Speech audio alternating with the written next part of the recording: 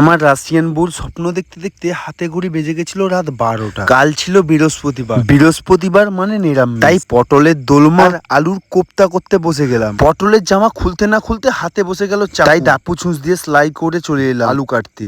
আলুর প্যান্ট খুলতে খুলতে হঠাৎ দেখি ফোন চলে এলো কমিশনার। বলল কালকে যে রান্নাটা পাঠিয়েছি, বলল ওটা খেয়ে 5 জন আতঙ্কবাদী মারা গেছে। বলল কাল 20খানা অর্ডার পাঠিয়ে দিবি, 20 জনকে মারতে হবে কাল। তাই জনি সেক্সের ছোট ভাই দুষ্টু এসে বলছে আলুর জামা কিভাবে খুলতে হয় আমাকে দিয়ে শিখিয়ে দিচ্ছে। ওর শেখানো দেখতে দেখতে আমি চলে গেলাম পেঁয়াজ কাটতে। পেঁয়াজ কাটতে কাটতে মনে পড়ে গেল আমার 12 নম্বর এক্স এর কথা। তাই চোখ দিয়ে ঝরঝর করে জল পড়তে থাকলো, আর আমি সেই জল দিয়ে আনাজপত্র ধোয়া স্টার্ট করে দিলাম।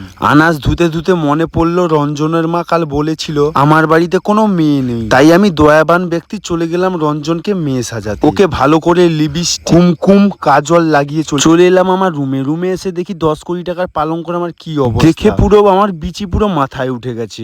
তাই ভাবলাম কি করা যায়। তারপর মনে পড়লো আমি তো বংশগত জাদুঘর, তাই কালো জাদু করে আমার খাটকে চকচকে ঝকঝকে করে ফেললাম। তারপরে আবার ঘুমিয়ে পড়লাম আমার সেই রাশিয়ান বউর স্বপ্ন। আর সবাইকে জানাই আমার তরফ থেকে গাঁড় ফাটা ভালোবাসা।